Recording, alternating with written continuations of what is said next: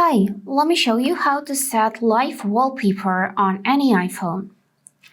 And for that, firstly go in your phone settings and here in this list find section wallpaper. After that, just click on blue button to add new one and on the top choose your gallery.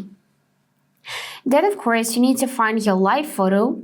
You can do it either from all of your photos, or you can switch to live photo and wait a bit till it find your live photos.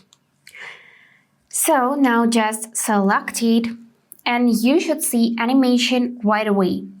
If you cannot see it, then try to tap on this icon right here and then just click Add and choose to set either as pair or customize home screen additionally.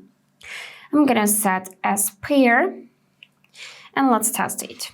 So now when I'll unlock my phone, I should see an animation and here it is. So there is no need to press on the screen. You should see automatic animation right away when you're unlocking your device. And also, if you press and hold your current lock screen to add it, then on top you should see this marking live photo. And that's it for today. If this video was helpful, please subscribe, like and comment. And I wish you all the best. Bye bye.